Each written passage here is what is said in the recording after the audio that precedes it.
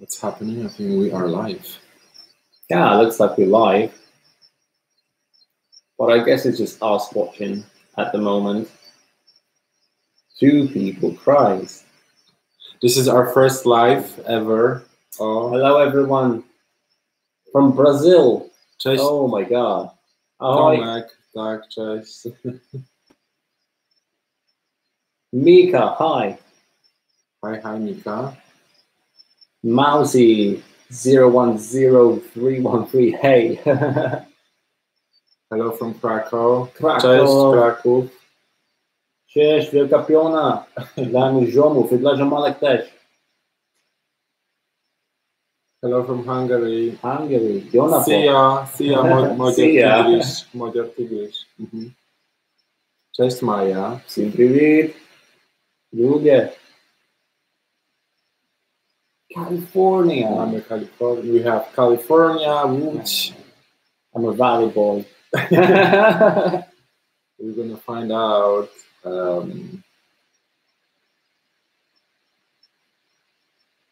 Las Vegas. Ełk, pozdrawiamy Ełk.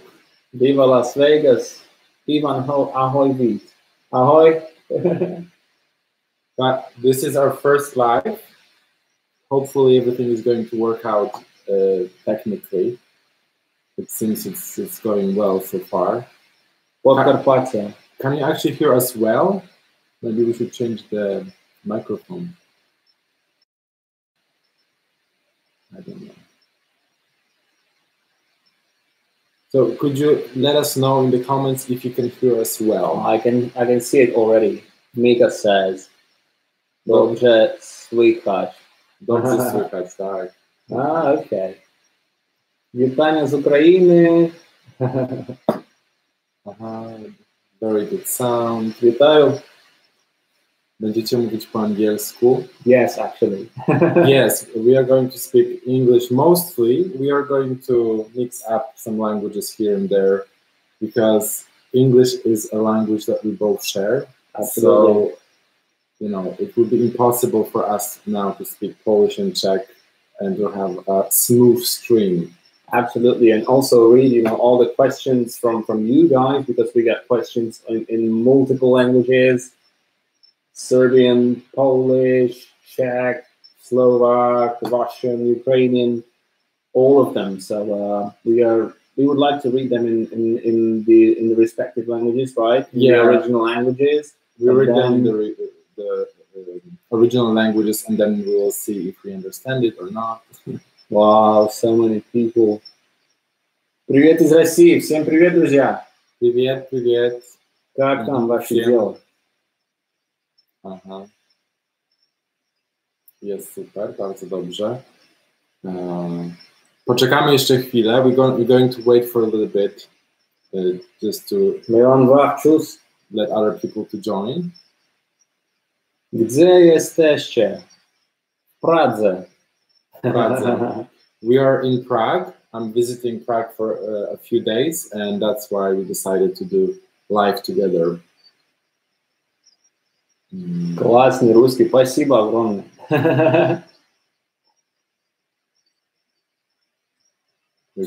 Słabo widzę. I can't see very well the comments because it's kind of far away. Yeah, maybe like glasses. The glasses could help.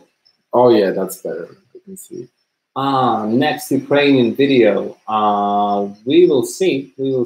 My Ukrainian fiancée Julia is in Ukraine. You know, I was there a few days ago, and we shot all those or the 2 videos there together. And now we are not together, you know, and she's coming to Prague in a month, I guess. So we can do some more then, because I just think it's better, you know, when you have face-to-face contact, you can actually talk to the person and you see their face and their facial expression, you know, and there's this chemistry, I guess.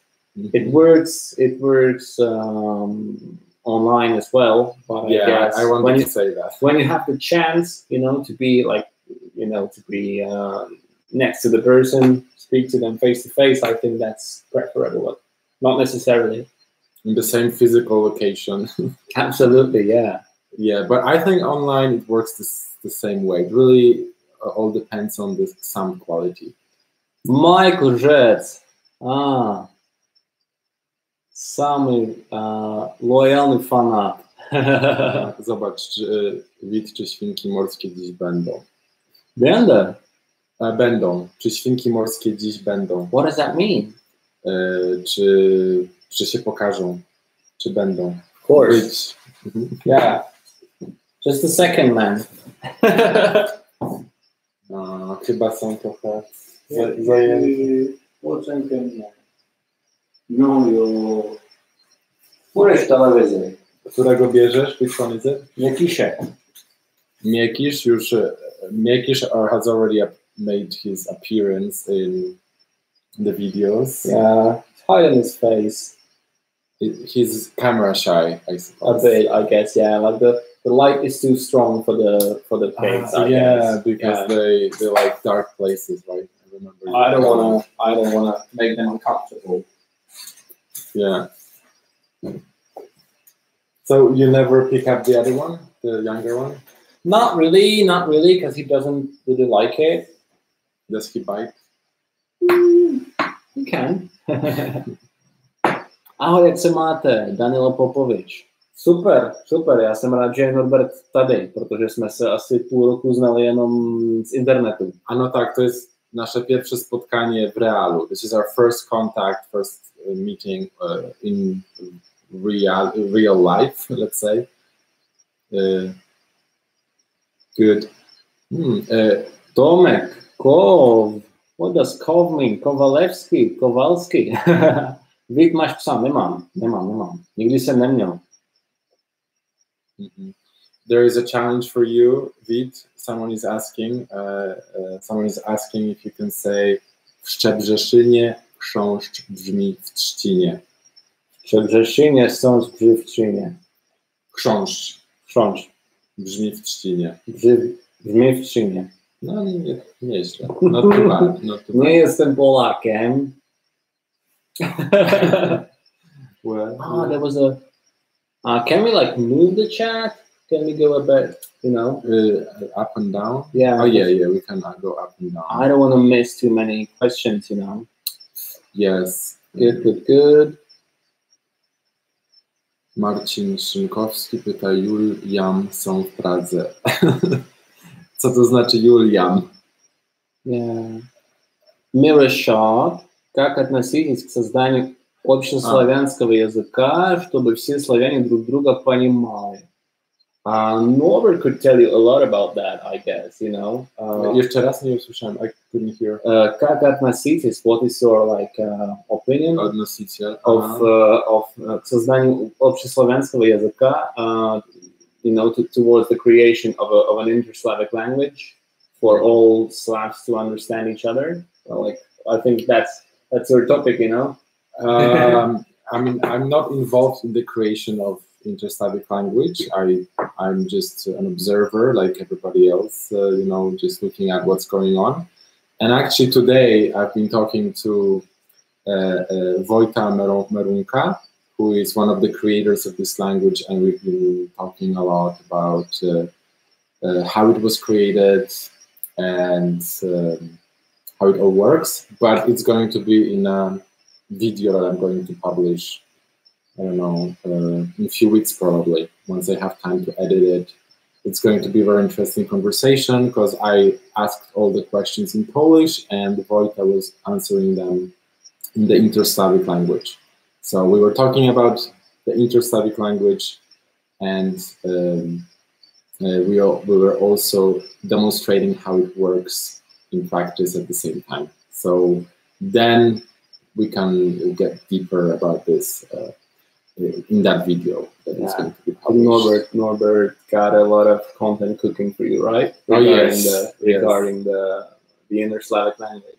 Yeah. But also other languages, we got a video in which we speak Czech, Polish, and Kashubian. We got a video about Czech, Polish, and Bulgarian. Yeah, those are already made. Yeah. I mean, they are recorded, but we still need to work on editing it and transcribing and making it good to watch, you know. Good. Okay, Good. Mika asked, do you think it's hard to learn the Russian and Czech language if I already can speak Polish? Well, if you can speak Polish, it shouldn't be too hard for you to learn Czech. You know, from my experience, I have taught a few Polish students, and they didn't have much difficulty learning Czech. They understood almost everything, but of course they had to struggle, you know, with all the false friends and different cases that we use with different prepositions and stuff. You know, all this interference that, I don't know, speakers of Germanic or Romance languages don't really have, you know. So they kind of mixed Polish with Czech, but it got better and better. And I think if you speak Polish, that's like the best language probably. You know, if you want to learn Czech, apart from Slovak, maybe. Yeah, I think that because languages are so similar, it's much, you can learn them much. Because we're talking about Czech, you can learn Czech much faster speaking Polish, but there are going to be other challenges. Like if you have words that are similar but they mean something else, that's a problem actually. And sometimes people who are speaking other Slavic languages, they mix them up with their native languages. Exactly. Because it's hard to recognize, like, am I pronouncing this Czech way or is it still Polish way? And if you speak Polish and you're like you wanna learn Russian as well, I think it doesn't really matter. You know, like the difference is not great. Both are equally close or distant from Polish. From what I know, you know, I don't speak Polish, but from what I've heard from Norbert, you know, and I've been reading Polish a bit and listening to Polish a lot, and I can't really say that either language is like closer to Polish, you know. Yeah, but there's a different script, obviously. If you wanna learn Russian, yeah, script might be challenging, but to me, at this point, I realized that the hardest thing about learning other Slavic languages for me as a Pole is pronunciation. So I would recommend to spend time practicing and focusing on pronunciation or on getting all sounds right, because it's so easy just to say it the Polish way and you're gonna sound like Polish. And I have an example, like I wanted to ask for another coffee in a cafe here in Prague, and I said jeszcze jedno prosim. And the Czech way is jeszcze jedno. So you said jeszcze, and we say jeszcze. Jeszcze. So the difference is so small, but you can tell, like, oh, he's from Poland because the words are so similar. Everybody understands, of course. Yeah. I got my second cappuccino. Tomek napisał, mówcie po czesku, to więcej zrozumiem, bo angielskim nie rozumiem. Okay, we can have a look. Můžeme se podívat na tvou otázku a tu konkrétní můžeme zodpovědět česky nebo polsky, jestli chceš. Ale jinak bychom se tomu asi vyhnuli, protože to by bylo opravdu složité. Tak, więc Tomku, jeśli nie zrozumiałeś, to możemy odpowiedzieć na twoje konkretne pytanie po czesku albo po polsku, ale musisz nam wysłać konkretne pytanie. A poza tym będziemy mówić po angielsku. Já zkusím najít, na co se ptal Tomek. Gdzie jesteście? Jo, jsme v Praze, ale to je asi jasný. Dobře. Tak, mamy sporo pytań. We have a lot of questions that we actually gathered from my community tab and Instagram, Facebook. Absolutely. We've been collecting questions for a couple of days. But we will try to answer, you know, your questions from the live stream as well. Yeah, definitely. There's no limit. We can be here for a long time, and as long as you guys are having fun, you know. Yeah, we don't really have a fixed schedule here. Okay. So we can have a look at a couple of questions from the community tab. Do you want to start with yours? No, let's start with yours. Can you read it like this? Dobra, okej. Jakie języki obce znacie? Czy Norbert miał już okazję samodzielnie zamówić kawę w praskiej restauracji? Aha. Jak idzie nauka czeskiego? So I translate this to English now. Which languages do you know? Maybe you could start. Okay, so Czech is my native language. Every Czech or almost every Czech also understands Slovak, but I also learned to actively speak it and write it. So that's Slovak. I speak Russian and English and some German, and I learned Latin when I was a teenager. So I understand bits and pieces of, you know, some Romance languages, but I would never say that I could, you know, actively speak them. Yeah, so obviously my native language is Polish, and then I've learned English at school and living in the UK for some time. And then I also speak Hungarian because I studied Hungarian at university, and I also speak or communicate in Spanish.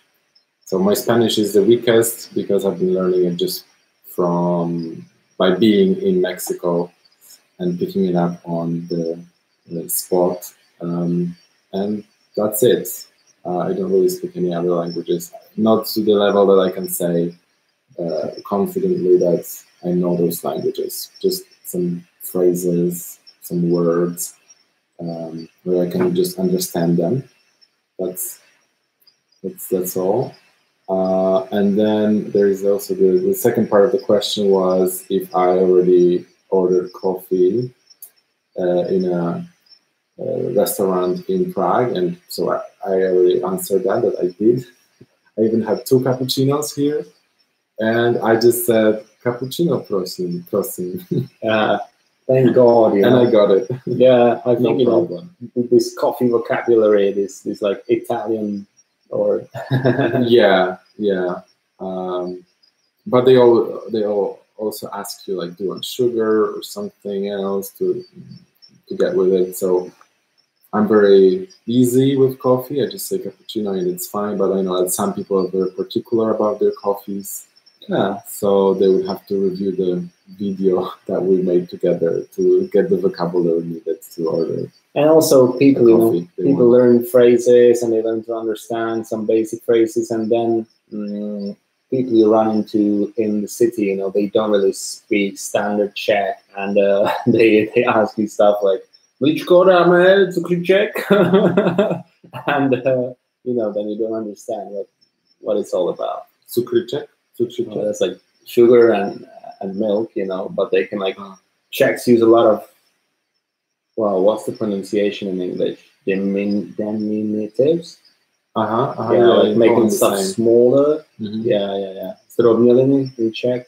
Zdrobnění po polsku. Yeah, so we say vodička, cukříček, mlíčko, kafičko. Kafelito mi kompa. Cafecito. Kawka po polsku. Kawka. No, mamy kawka, kawiczka, kaficzko. Kawunia, kawusia. Kawosz. Tak, ale cukier, cukiereczek, nie, raczej, I don't think we use cukier in any other form, because it means something else when we try to make it smaller. Pro Čechy je to někdy skoro jako zlozvyk. You know, for Czechs, it's almost like a bad habit sometimes, you know. Some people, especially some women, just try to, you know, change every word this way. Yeah. I mean, anything. So they say, půjdem tam do té restauračky, dáme si nějaký obídek, pivíčko, kotlecika. Tak, kotletku nějakou, hranolečky. And also anything in an overdose is a poison, right? I guess, like it's a matter of the quantity, you know. Absolutely. and it can easily It's become good that we poison. have the. It's good that we have the option. You know.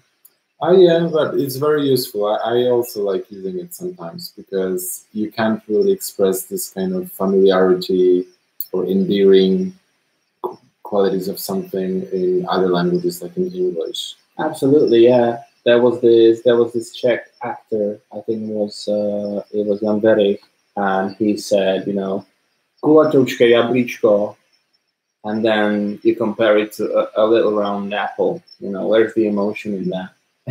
Yeah, so actually this is kind of related to a question I got on the community tab that we find it. It's a question answered asked by someone here. I can't find it now. So I'm not sure who exactly asked that, but someone asked me if I'm related to Anna Wierzbicka, a Polish-Australian linguist. And she actually is talking a lot about how different languages have different ideas of the world and how they perceive reality. And she's working on creating like a meta language that is universal for every culture. And she's been doing this work for many, many years, but we are not related. I actually checked that. I read her books and she's really great. But her name, Wierzbicka, is, I think, her husband's name. So we are not related that way. But she was talking a lot about the problem of translating these kind of words, like jabłuszko or główka, to English, because English always sounds very scientific and very cold. And Polish has this quality that we can express warmth towards something using these forms. And she gave the example of the language that we use to talk about kids. For example, when a Polish person approaches like a little kid, they would say, "Oh, mała główka, nóżka, rączka." And in English, they would just use the words head, leg, arm, and it's just so anatomical, you know, as if a doctor was describing that that person. So, but it's not like it's not completely absent from English, you know, because they got stuff like kitty, doggy, you know. Yeah, it's similar in a way, I would say. But they can't talk about kids using this kind of language. It's impossible. But in Polish, when we talk about kids, we tend to use this other hlavička, bříško, ručičky, nožičky. Yeah, so in Czech it's the same. Right? Like it would be so weird to say. To je miminko má hezký nohy. Jaka piękna głowa. Jaka mała noga. To má roztomilé ruce. It doesn't sound right, but in English it does. So that's the challenge for some people to express this kind of thing. Yeah, so Anna Wierzbicka, if you don't know her, look her up. I think like the best book I've read by her is Translating Lives. And it's a series of very interesting essays written by people growing up in culture that was not native to their origins. And they describe this kind of challenges that they faced learning English and trying to express their culture English lens. So I recommend that book to anyone who's interested. Všichni v live chatu, nebojte se, vaše otázky vidíme a dostaneme se k nim, ale slibovali jsme, jak se tomu říká, followers, ani neznám české slovo, že budeme odpovídat na otázky, které nám pošlou před streamem. Máme jich hodně. Yeah, there is so many questions flowing right now on the live chat. So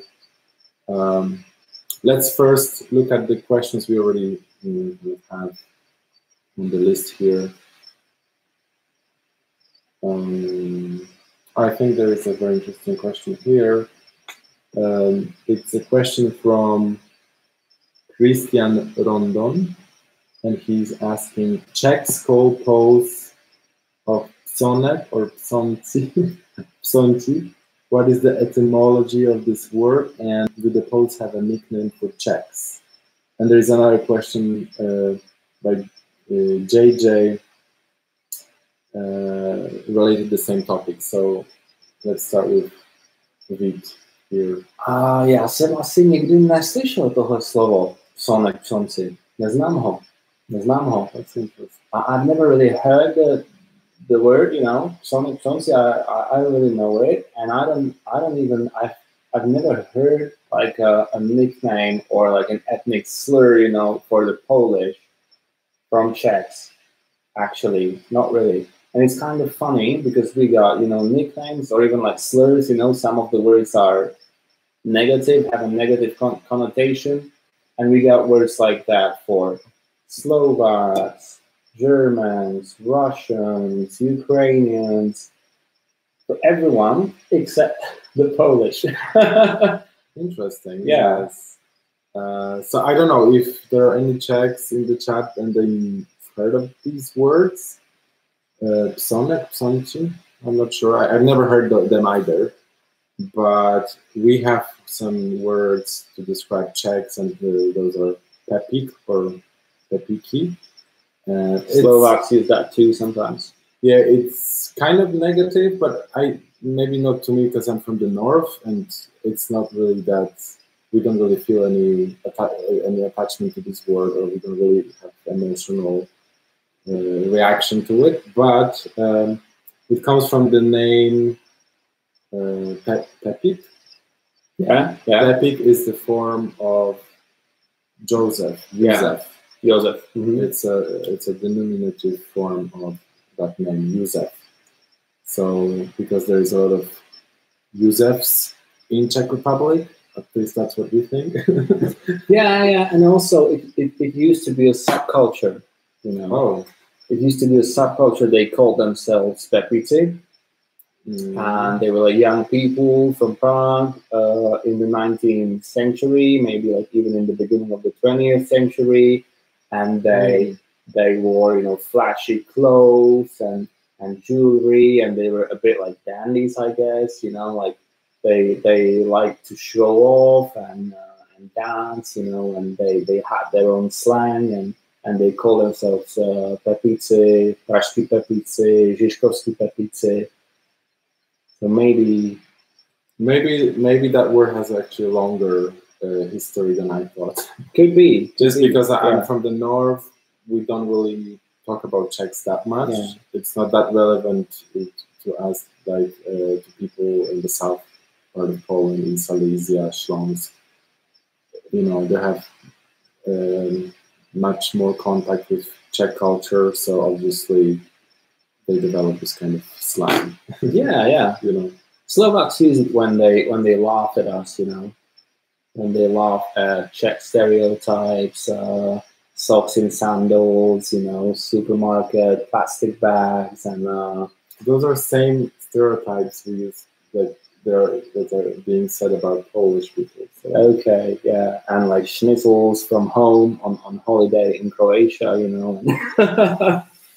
So they say that's the Pepiky stuff, you know. That's Pepická dlouhé vlasy. Dlouhé vlasy, long hair is also a bad thing. No, it's just like not so many guys wear it in Slovakia. Not so many guys wear it in Ukraine and in Poland. And like when Slovakia is so similar, and culturally sometimes, or pop culturally, they are often ahead of the Czech Republic, you know. So nowadays people wear everything in Slovakia, and they probably dress better than us, and their taste in music is more contemporary than ours, I guess. But for example, yeah, like some Russians sometimes tell me like, there are so many guys with long hair in the Czech Republic. That would be, you know, unusual at home. But it started in the 60s and 70s, you know, people were copying Beatles and rock and roll artists, and it was a counterculture thing, and they did it to show, you know, their stance towards the regime and their like anti-communist stance, and just this kind of youthful rebellion, you know. Okay, I've been looking at the questions in the live chat. Okay. There is one very interesting one. I would really like to have a look, you know. Rád bych se na ně taky podíval, protože jsou tam super otázky. What's Vít short for? That's the question. Everyone asked me that. Everyone asked me that. Všichni se mě na to ptají, ale není to zkrácená forma, není to krátká forma, je to oficiální jméno Vít. V Praze máte chrám svatého Víta, katedrálu svatého Víta. Takže Vít je zkrátka Vít. Czy jest jakaś zkratka? Is there any short? Není to úplně zkratka, ale je to jako domácká podoba. Můžou to říkat Vítě. Ale Vítě taky může být Vítězslav. Vítězslav. Tak, nebo in Polish Witold. Je to zajímavé, protože v Rusku Vítě je Viktor. Viktor. Ale v Čechách jsem Vítě já, anebo Vítězslav. A Vítek?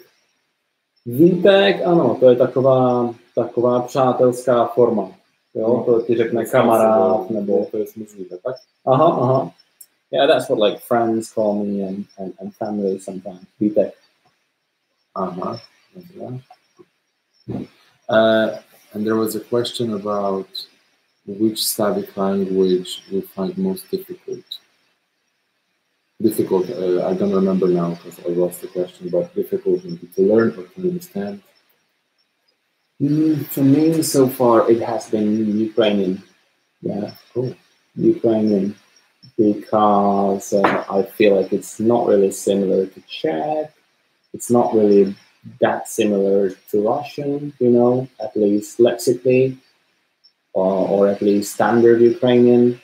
So I had a hard time understanding it. And now Julia has helped me, you know, because she, when she uses Ukrainian with me, she uses this slow, you know, careful pronunciation, and in the video I understood almost every word, you know. But apart from that, it's a challenge. Norbert's Polish helped me quite a bit, you know, in understanding Ukrainian, but so far that has been like the most difficult Slavic language to understand for me. But I guess, you know, I haven't really read or heard much Bulgarian, for example. I haven't really heard much Slovenian, so I was about to say about Slovenian that I also haven't had enough exposure to it, and it feels unfamiliar to me. Because I thought maybe Bulgarian would be the most difficult, but then after having a couple of conversations with Bulgarian people, I realized it may not be as difficult as I thought before. Because I got used to it. I mean, I started kind of making out the words in speech, but Slovenian, yeah, I want to make some more videos with Slovenian at some point, definitely, to get more exposure to that language. Okay, it hasn't been on my channel that much. Benjamin, Vít and Norbert, vy dva jste v Praze. Ano.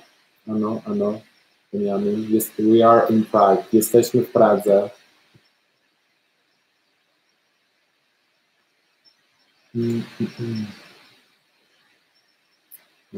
There's other questions.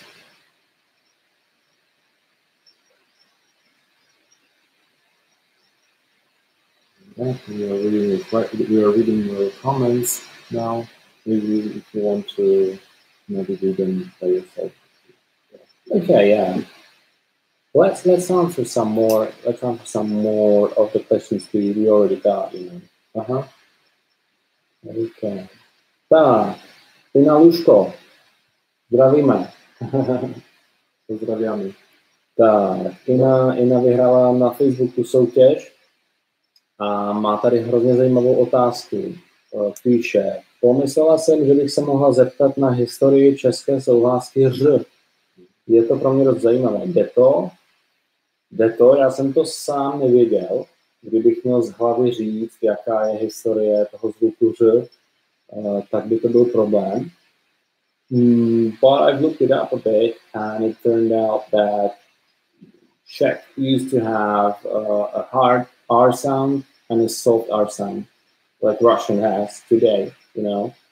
And as time went by, this soft R sound, like in the word, I don't know, Prague, you know, it's hard for me to pronounce. But this soft R sound changed to hard R in Slovak, and in Czech it changed to z, because, you know, it's just like a lazy pronunciation of the soft R. The soft R in Russian, for example, is really hard for me to pronounce. It's like, I just can't. Can you give an example of a word with soft R? Igor, Slavar. Igor. It's just like Kharka. It's just hard. I can't really pronounce it, yeah. But it's just like, yeah. We used to have this soft R too, and it changed to a vibrant sound, you know.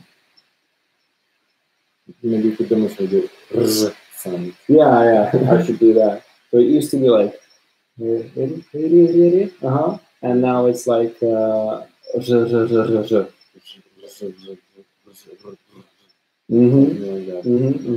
So the stream of air doesn't really close, doesn't really stop when we pronounce r, and the tip of the tongue vibrates, while the pronunciation, you know, of the soft R was and is different, you know, because the stream of air is blocked at one point and then it like opens.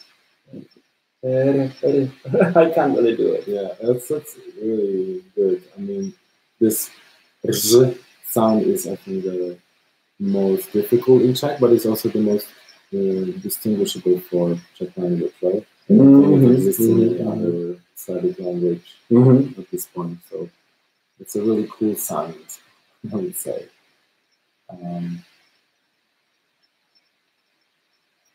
Okay.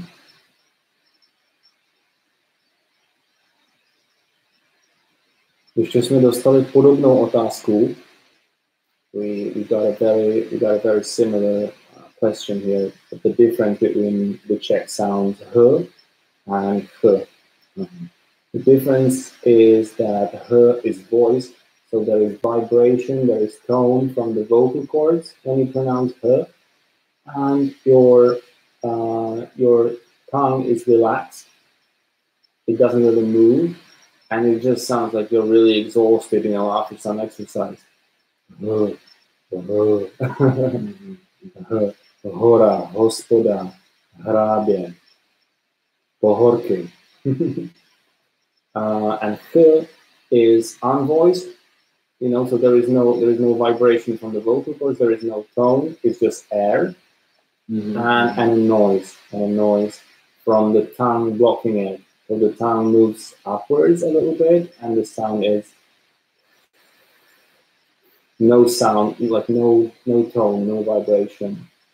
So if you relax the tongue and you let out vibration, tone from the vocal cords, you get her. The lips don't really do anything. The tongue doesn't do anything. It's just like breathing out with tone. Yeah, so actually in Poland we used to have this distinction, and that's why in our orthography, in our spelling, we have two ways of spelling the sound. It's H, letter H or CH, but in modern Polish, it's all unvoiced now. Okay. So only in some regions and some dialects people still using the voiced. Yeah. But in a standard Polish, we don't use it anymore. It's like in Russian, a lot of people in Russia pronounce h instead of g, but in standard Russian it should always be g or h. Yeah, you need to know how to spell it, right? Mm-hmm. You need to know that. Yeah. That's interesting. And let's have a look at some more questions. Now maybe from your community tab.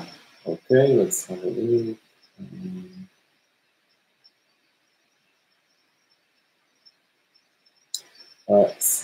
Cichy is saying, skwiele pozdrawuj Vita od polskiego studenta bohemistyki. Zdravím, čau. A držím palce s bohemistykou. A tak, super. Bohemistyka jest super. Pozdrawiamy.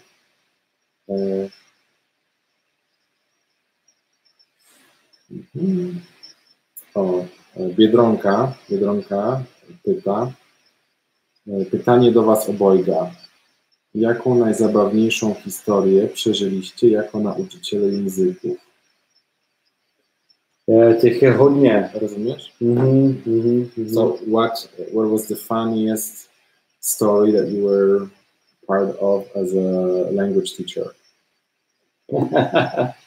It's mostly stuff that students say, that has a different meaning, or it just sounds cute / funny, in Czech, or and sometimes it's really hard, you just don't wanna laugh, because the student might feel that you're laughing at them, but you're not laughing at them, you're laughing at the sentence, or at this funny meaning. It's like I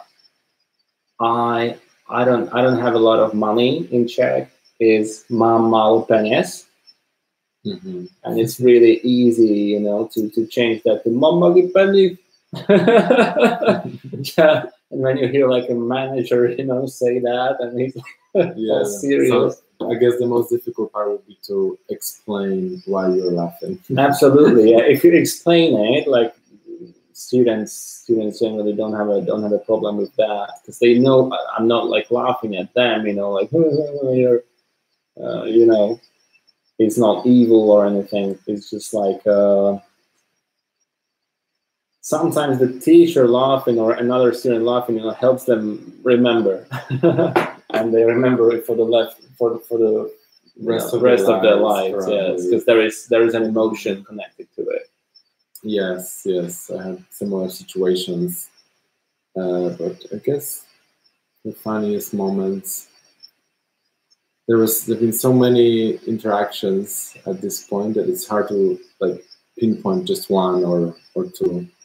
But it happens all the time, language learning is so much fun. You always you are expected to make this kind of mistakes, because actually you want to make this kind of mistakes because they help you remember better. So that's cool. Joanna Madzes says, yes, would like us to speak Slavic languages. If you ask a question in a Slavic language, we can answer it in Czech or Polish, especially for you. But it would be really hard, I guess, to just speak Czech and Polish, and yes, we want as many people as possible to understand, right? Yeah. So if we picked one language like Polish or Czech, it would be very hard for majority of people to understand us to the level we want them to understand us. We want you to understand us as much as possible. But we love to do that in videos, and we will continue doing that for videos. Absolutely. That's why people come to the channel, I guess, to see like visual intelligibility and stuff. But this is more like chilling with you. Yeah. Having some contact with you, and just a conversation and having a little talk. Yeah. Apparently the sound is not very good. Can we do anything about that? Where is it? the first technical problem. Thank you for telling us. You know, it's just Thank you for telling us. Can you hear us? I think it must be something else.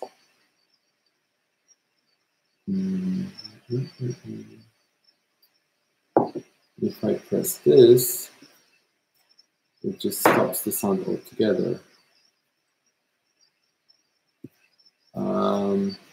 Let us know if you still have any issues. Yeah. Tell us what the sound is like. Lekki pogłos macie. Oh. Okay. Maybe the sound is being picked up from the camera and not from this mic. No. Let me pull it out and put it back in. Maybe that's gonna work. Is the sound better now?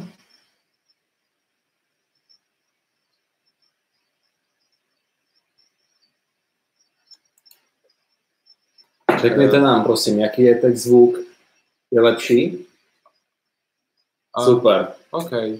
Good. So let's keep it this way. Okay, it's still not okay. For some people, it's still not okay? Better, okay. It is. A bit better. Yeah, and if I connect it back in, let's see what happens. Is that better now?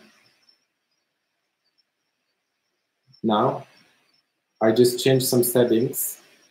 Let us know if that's better. Okay, the sound is better. Okay. Thanks a lot, guys. Yeah, it's our first stream, so I think I'll have to change the settings before going live.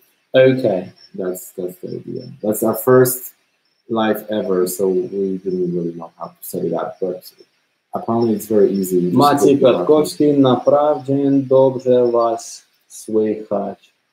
Tak, dobrze, super, jsme rádi. Okay, good. So there's definitely more questions on my list, and we already answered some of them, like Kogda bude nowe wideo po Medjusloviansku? When is there going to be a new video in the Inter-Slavic language? So as soon as I finished editing it, and now I'm traveling, so it's just taking ages to finish it and be able to publish it. But probably not more than 2 weeks and it should be ready. The second part of the Inter-Slavic conversation that we did almost a month ago. And I also have a lot of material with one of the creators of the Inter-Slavic language. We had an interview today. We were talking about the idea, how the language was created, and how it's been used so far. So it's a really interesting piece of content that I will be publishing probably in 3 or 4 weeks, depending on how fast we're going to transcribe it and edit it. It takes a lot of time to transcribe videos, actually. Okay. You can tell something about that. Right? It takes quite a bit of time, right? And there is a related question, I guess. What's the closest language to standard Polish? From Moise Manuel. And what's the closest language to Czech? Let's start with Polish. Well, the closest so far, I think, is Slovak. That's my subjective feeling. But now, because I've been talking to Vít for so long, I think for me personally, Czech would be closer because I've got enough exposure by now. So I got used to understanding it. And probably if I've heard a Slovak speaking very fast, it would be harder for me to understand than a Czech person speaking, just because of practicing.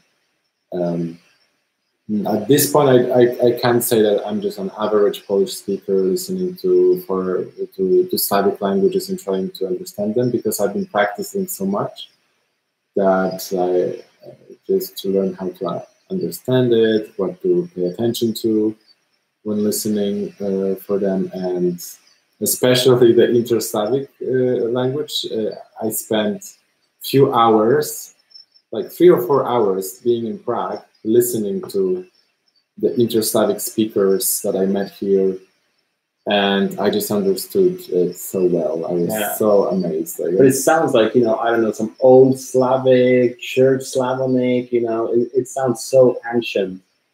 Yeah, ancient, and I wonder what people who were passing by and they were like listening and like, what were they thinking? Because I was speaking Polish, they were speaking the inter-Slavic.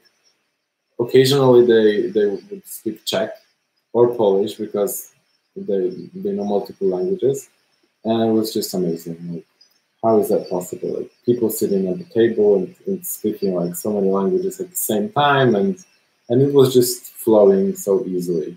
Yeah, that's a really, really cool thing. Yuri Kuzin. Wow, what people are there? Like how many people are here? You know, or look how many people are online. 143. That's not bad at all. Thanks a lot. Yeah, we are very happy to see you all here. That's really cool. And Moisa was also asking, like, what's the closest language to Czech? Slovak, most definitely. They are like mutually intelligible. I don't know, and it's like 95%, you know, intelligibility. You can learn the list of words that are different by heart, you know. Is that true that on Czech TV shows like XFactor or something like that, or Idol, they were in Slovak and Czech? Yeah, absolutely. So how do they do that? They usually have two. They usually have two speakers or two. I wouldn't call them anchors. I don't know. Speakers, I guess. The people who are running the program. And one was Czech, one was Slovak, and then there was the jury, and 2 members of the jury were Czech, two were Slovak, and the contestants were from both countries, and nobody cares, you know. It's just like Slovaks understand Czech, Czechs understand Slovak. I don't know, the people in the jury could speak Slovak to a Czech contestant, and he answers in Czech, and people don't even notice which language the person is speaking. That's how similar they are. Well, that sounds like one language to me. Yeah, so what's the difference? Yeah, but it's not just a dialect, because it's spoken by a different nation with a different history, you know. So linguistically, like, it could be called a dialect theoretically, but you know what they say, like a language is a dialect with a state, you know. Yeah. So the issue of establishing where one language starts and where it ends, it's really interesting. The linguists are working on it, but it's all artificial. It's very arbitrary, the boundaries between languages, because it's all it's like on a spectrum of one big language, especially when you talk about language families. There is a very unclear border between 2 different dialects. Absolutely. In languages as well. But you know, in the Czech Republic and Slovakia, and even in Czechoslovakia, except for a few years in the beginning, you know, nobody ever like contested the idea that Czechs and Slovaks were like 2 different nations.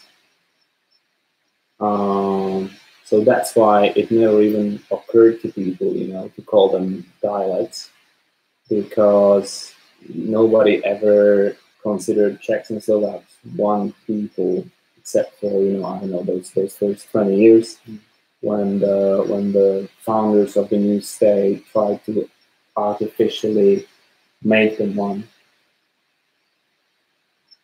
Dobra. We have a very good question from People Phonics. Czy nakręcilibyście serię ze starym słowiańskim językiem? Nie wiem, czy dobrze piszę. Aha. Dobra, czy nakręcilibyście serię ze starym słowiańskim językiem? I'm not sure, maybe you mean the Proto-Slavic language, like the old Slavic language that was kind of considered the origin of all Slavic languages. Well, it would be very interesting if we had a speaker of that language or someone who is a specialist. Absolutely. So if any of you know someone, or maybe you are that person, yeah, we can try. We would be happy to do something with it, you know. Yeah. Well, I'm afraid, you know, with this Proto-Slavic language, it's just like reconstructed, you know, it's just theoretical. I'm not sure there are any written, you know. It's reconstructed, and I don't really think anyone speaks it, because it's kind of just a list of vocabulary and words. I don't think anyone speaks it, like even as a hobby. Maybe there is someone. Yeah. I think there is a YouTube channel where someone is trying to reconstruct how it's used to sound, but I don't think there is any like an official organization that is working on that, reconstructing that in that way, also auditory way. But I think that in the Inter-Slavic, it's kind of more interesting because it's modernized. We know how it sounds because the sounds of this language exist now, and the creators, they kind of look at all Slavic languages and try to take everything that we have in common to create one language, and the way it sounds is much more natural, and we have kind of control over it. But in Proto-Slavic, it's just a guess. It's just a wild guess how it sounds. Okay. Let's look at this one by Radosław Klimaszewski. A little bit better maybe if Norbert read it. Yeah, this is a long question. I will try to summarize it. Czasem wydaje mi się, że udajesz, że nie zrozumiałeś pewnych fraz, mimo że tak naprawdę dobrze rozumiesz. So in this question, it's Radosław is asking if I'm pretending that I didn't understand something, just so we can kind of show the differences or show how an average Polish person would understand it. And we're talking about the inter-Slavic conversations that we have. He's giving an example of a conversation with a Ukrainian girl, Zhenya, and Russian girl, Tanya. So I'm not pretending. I wouldn't say I'm pretending that I didn't understand something, because when I'm listening to something, even if the word sounds familiar, after a second thought, it's actually very similar to Polish. When you speak, those conversations are not scripted, and when you speak spontaneously, sometimes you just miss things because you're focusing on something else, and I'm trying to make sure I understood it correctly. But in conversations with Vít, maybe, it's a different kind of conversation, because it's not only testing mutual intelligibility, but we actually want to create a resource for people learning those languages. It's not just one-off. We are creating a series for people who want to learn Polish or Czech, and sometimes, even if we understand it, we want to emphasize it. So you guys who are watching and want to learn from it, get it, and you pay attention to that. Yeah. So I think it's more from methodological thing. Right. Yeah. Sometimes we say like, "Can you say that again?" You know, so the listeners or the viewers can really hear it, but we never like pretend not to understand when we do, I guess. Yeah. So it's not like we're pretending. It's more of a way of teaching those languages. We're trying to emphasize certain things to help people remember it better. I can't say I'm actively learning Czech right now. I'm just learning it when we speak by listening to Vít, and I just want to understand Czech at this point. I did try to speak it at first with Vít when we started our first series, but I think when you start learning a language, you want to learn to understand it first, especially if it's like a familiar language like Czech or other Slavic language. First, you learn to understand it, and then it's much easier to speed up the speaking, learning how to speak part, because you already have understanding of the language. You have passive vocabulary. Dark Gamer Shadow asks, how much do you understand Bulgarian? Not at all, I would say. I don't understand much. Yes, when I listen to Pavel, Curious Pavel, is that the name of the channel? Yes. Greetings to Curious Pavel. Hi, man. Yeah. I understand bits and pieces, but you know what really helps me are the subtitles. If there were no subtitles, I would have a hard time understanding, I guess. And if I couldn't speak Russian, it would probably be even harder. So not much. My understanding is better, but if it's spoken very fast, I tend to lose it.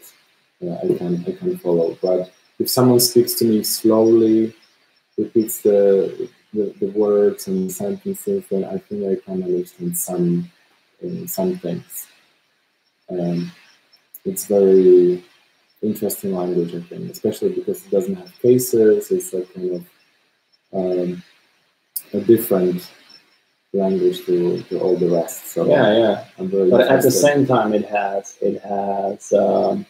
definite articles. You know, that's a mystery to me. Like, how is that possible? To me, it's quite clear, because the same thing is happening in Czech, actually. You know, you just don't put those articles. You don't call them articles. You know, they are actually what do you call them? Demonstratives. Yes. They are actually demonstrative pronouns, and we just don't put them at the end. You know, they are in front of, I don't know.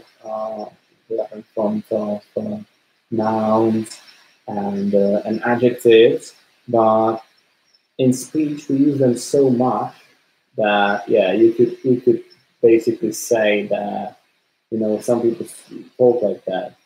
Dej mi tu stanici. Nebo tam byl ten automechanik a já jsem mu tam to auto do té garáže dal. It's not standard Czech, but people use it so often that it's kind of becoming, you know, you can see the process of you know, definite articles arising. I think in Polish we also can do that, and in some regions maybe it's more common, maybe in the south. They put the to, ten, ta in front of things much more often, maybe. That's my impression of it. But it's very interesting. And apparently majority of languages in the world have definite articles, like the in English, or and indefinite articles. And most of the Slavic languages, they don't. So, and very often, you know, like very often they were originally pronouns. You know? Like in Romance languages, all those la, lo, el, lu. In Hungarian, it's very similar. That you have oz and oz as it's a demonstrative pronoun and article at the same time, but they behave differently grammatically. But the base of the word is the same. Jaroslav Kouský, otázka z community, čeština. Proč jsi se rozhodl žít v Mexiku? To bude pro Norberta. Líbí se ti tam? Jak moc odlišná kultura to je na rozdíl od polské nebo české? A jaký názor mají místní na imigrační politiku Trumpa a NAZE? Okay, so let's see if I understand it. So, proč jsi se rozhodl žít v Mexiku? Why did you decide to live in Mexico? Yeah. Because I don't like winter, and I was looking for a way to escape it. and Mexico is just perfect for that reason. Because the weather is always nice, especially in central Mexico where I'm located. And I always wanted to learn Spanish, so I have plenty of opportunity there to learn Spanish there. And I like it a lot. I like it a lot. I have great friends there, and I will be living there for a little while longer. And the second part is jak moc odlišná kultura to je na rozdíl od polsko-české. Skoro stejný. How different is the culture of Mexico and to the culture of Poland in the Czech Republic? It's kind of different because it's much more diverse.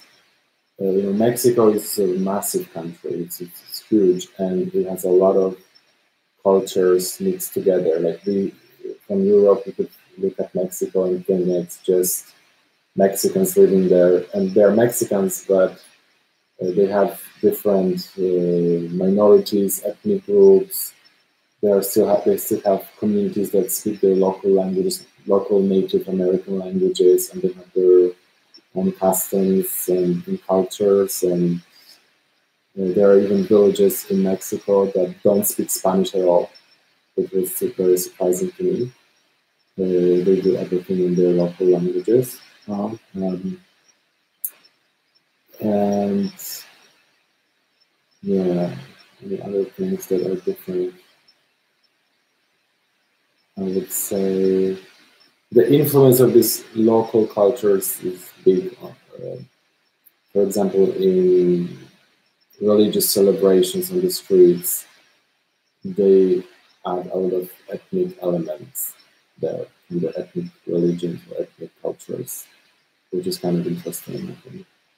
It's very colorful, and when they celebrate things, they celebrate it loud, and they just go into it with all their hearts, like whatever the celebration is, religious or just secular celebrations. You can see that they're celebrating a lot. That's what I can say at this point. Yeah, and the question about something about the politics of Trump. What do the locals think of it, guys, of the immigration policy? I don't know.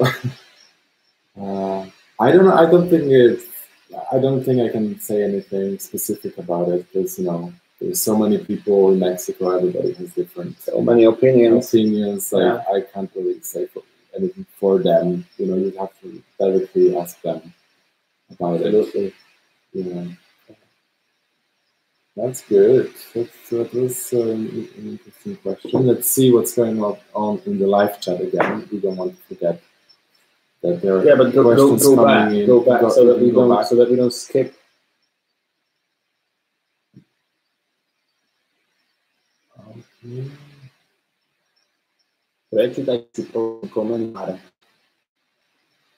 Okay, this is funny.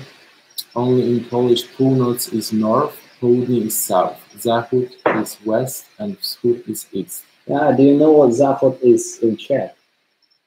I know it's an outhouse, right? Or any kind of toilet. Yeah, any kind of toilet. Exactly. Yes, to me, it sounds like an outhouse in the village. Yeah.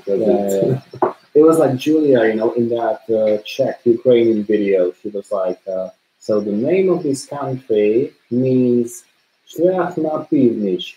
And it was like way up north, Mm-hmm.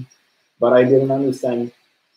So in Ukrainian, it's similar to Polish, similar to Polish, right? That's why talking to you helped me understand Ukrainian so much, because they have so many, Ukrainian loanwords and so much influence, And of course, there are dialects that are closer to Russian, and maybe the grammar is very close to Russian. I'm not sure, but especially in standard Ukrainian, you can see those Polish sounding words all the time, and they are not similar to Russian. They are not similar to Czech.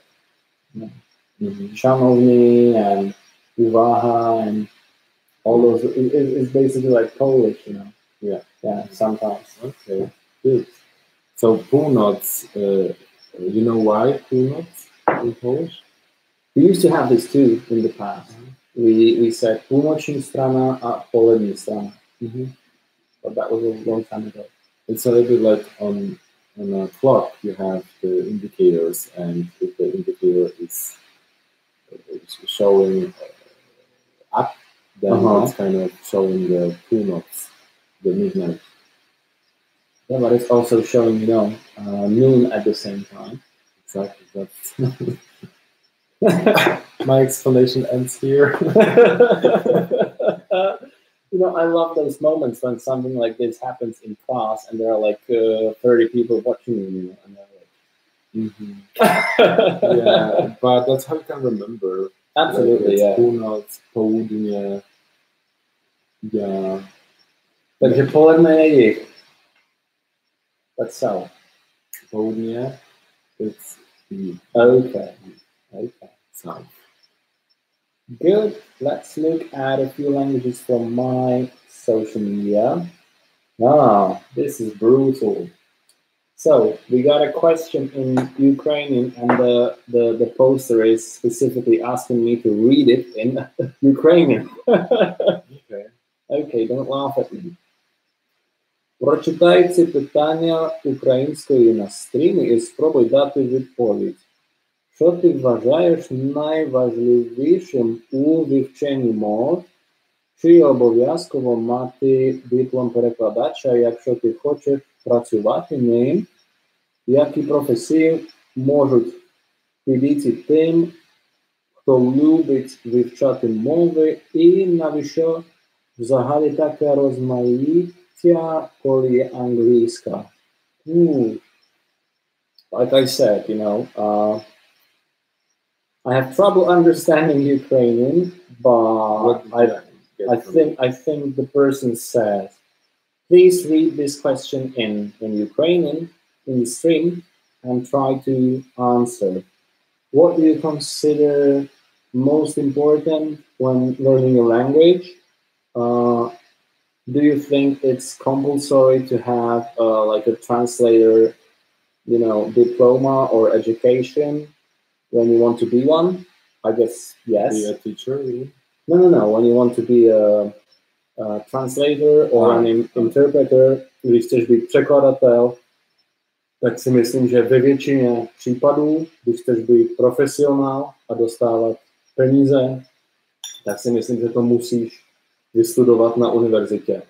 No? A určitě to musíš vystudovat na univerzitě, když chceš být úřední nebo soudní překladatel, který dělá oficiální překlady s razítkem, tak rozhodně s pěčonkou. Ano, tak rozhodně musíš mít univerzitní vzdělání, ale i když překládáš třeba knihy nebo jen různé dokumenty, tak si myslím, že pokud jsi profesionál, tak to skoro vždycky potřebuješ. No. Myślę, że jak przekładasz książki, na przykład jakieś fabularne, to nie musisz mieć dyplomu. Musisz mieć talent artystyczny. Může to tak být, no to... Ale dokumenty... Samozřejmě, ty můžeš být překladatel a nemít na to vzdělání. A mít prostě talent a mít zkušenosti.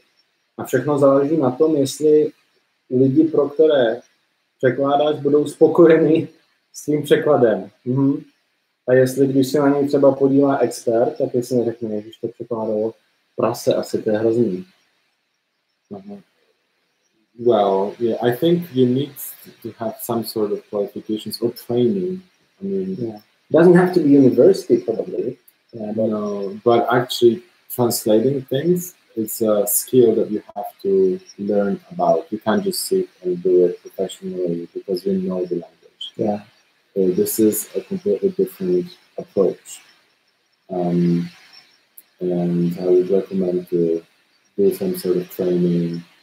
And at this point, I think just universities provide that. I don't think there is any private course. Like a course. Yeah.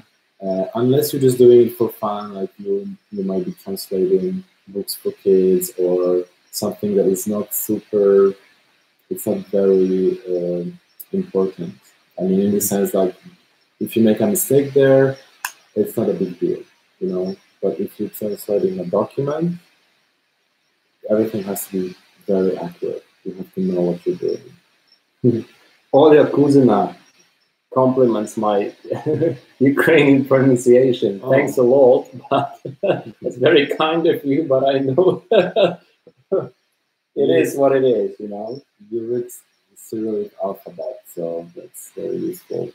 Yeah, but this is Ukrainian Cyrillic alphabet. They have a few different different characters, and they are pronounced differently. Yeah. Okay. Mateo Fields. Bude hodně vodky nebo slivovice? Aha. Hele, co si myslíš, že tady je vevnitř? No, ale tak na streamu to ukázat nemůžu. Nie tak czy siak. Ale nikogo nie osądzam. Każdy niech sam decyduje, co pije. Ja sobie tutaj piję, jak widać, wodę. Několik lidí se ptalo, kolik nám je let. A few people have asked how old we are. I'm 25. I am 30. Okay. What our hobbies are, that was also a repeated question, or a frequent question, frequently asked. Well, I would say, you know, my job is my hobby, basically. You stole my answer. Yeah, but that's the way it is. That's the way it is. It's just like my greatest hobby has always been languages, you know, and now I make money, you know, and now I work using languages, teaching people languages, having lessons with people, consulting people, preparing them for exams, you know, doing group courses, stuff like that, and creating content about languages again. So yes, so that's your job and your hobby. I'm blessed, yes, because at least for now, I have the opportunity to like make a living doing what is my hobby, basically. Yeah, so I just have to say the same thing, because my job is my hobby. My hobby is my job. I love what I'm doing, and I've always loved languages. I'm very happy I can work with languages, creating content, developing methodologies. Like, I would be doing it even if I had a different job. You know, I would always want to do something with it, or try to figure out the best way to learn languages and also to teach languages, because that's also my passion, to help others to learn. I discovered this field, instructional design, and I fell in love in that, because I didn't realize there is the whole science behind designing materials for teaching stuff, and I want to use that, what I've learned about it, into creating materials for teaching Polish and other languages as well. The videos I make for YouTube are kind of experiments that I'm learning a lot about instructional design, or how to design a video that can be entertaining but also educational.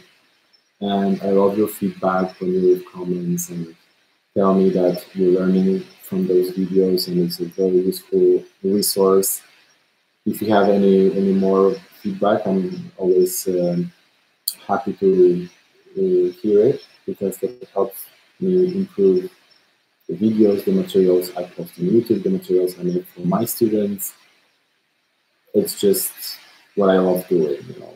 So sometimes I spend whole day working on something, and I don't even notice that I've been working. I've been doing the thing that I would be doing anyways, you know, as a hobby. Absolutely. Yeah. Sometimes it's like, you know, sometimes I don't even leave the house, you know, and it's true. It's true. And I'm shooting a video, and I have, I don't know, 3 lessons with people online, you know, with Skype or on Zoom, and then I finish working, you know, and I'm like, was this work or was this something that I would be doing at the weekend anyway? You know? Yeah, it's exactly as you say. That exactly would be that. If I had a job, I would be waiting for the weekend to start doing what I really want to do. If I had another kind of job, you know.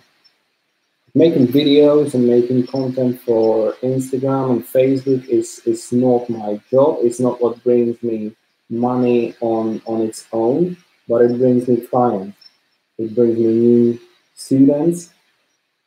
So it's closely related, you know. So it's connected to what I do, to my job, which is teaching. Was there a question? Not really, no. Okay. The job is just like. It would be a very good question. No, it's just like it's related to the question we were answering. Yeah. You know? Yeah. So YouTube or Instagram is just part of the whole thing, the bigger thing that we are part of.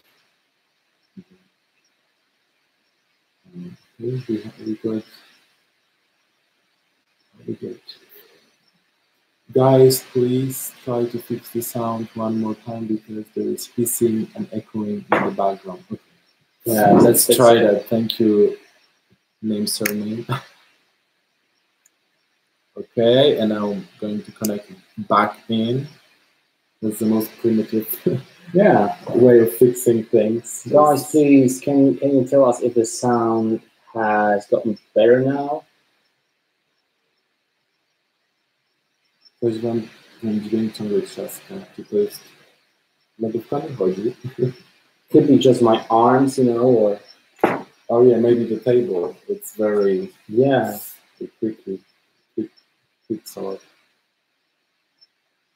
No, doesn't sound better. Still hissing. Kiedy Norbert był bliżej, było lepiej słychać. Czy teraz lepiej? It's like something with compression.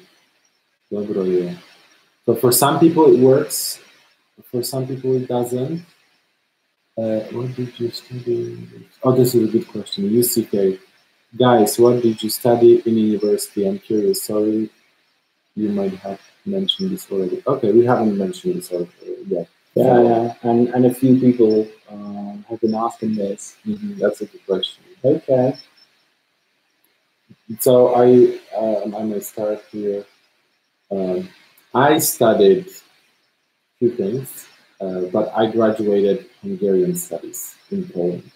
So I have a bachelor's degree in Hungarian studies, and I did it in Poznan at university. It took me a long time, 6 years to finish because I was involved in so many other projects meanwhile. And I also studied cultural anthropology in Scotland, but I didn't finish that degree. It was just something I was interested in. I started doing it, and then I changed my mind and went back to Poland to finish my Hungarian studies because I realized it was something I really wanted to do. It was much more practical and useful in my career than anthropology. Although I'm interested in anthropology still. Okay. What about you? Maybe we could try just like let the camera pick up the sound. Okay. There's still some problems. Yeah. Okay, let's try that. What about your studies? My studies, okay. So I studied. Christ, I forgot. You studied two things, I think. Yeah. I studied journalism. Yeah, for my bachelor's. And then I changed and I studied teaching Czech as a foreign language for my master's. Yeah. So you studied journalism, and teaching Czech. Teaching Czech as a foreign language. Teaching Czech as a second language or foreign language. Yeah. Yeah. So I haven't studied teaching Polish as a foreign language. I've learned that by doing it for 5 years now. So I've been learning on the go how to teach people Polish, and I think it was a very good experience because of that I was able to develop my own methodology, and all my methodologies are based on feedback from my students, which is, I think, the most valuable thing you can do with the feedback. There is some lag now. I don't know. Looks like the sound is problematic again. Let's try to plug the mic in one more time. I plug it in.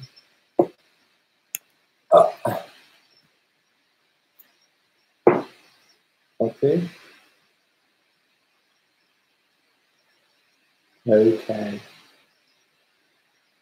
Okay, good. Very good.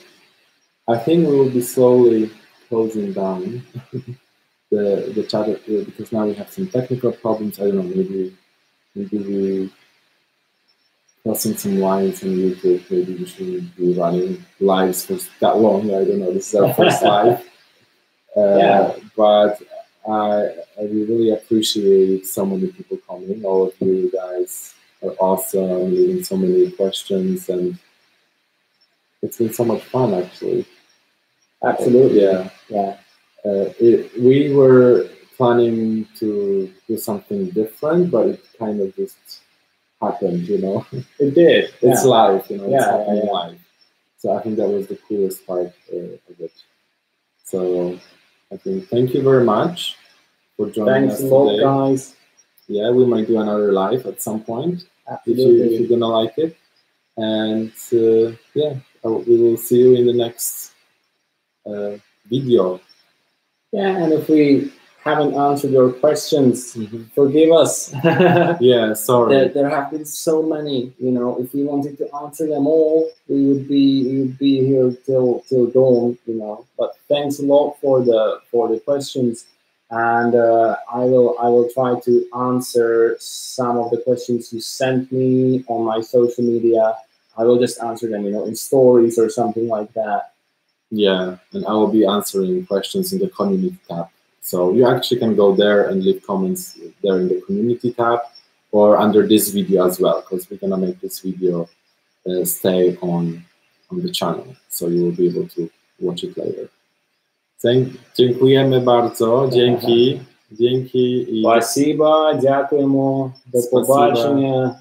Do zobaczenia. To jest krasnie, na skład. Do widzenia, cześć.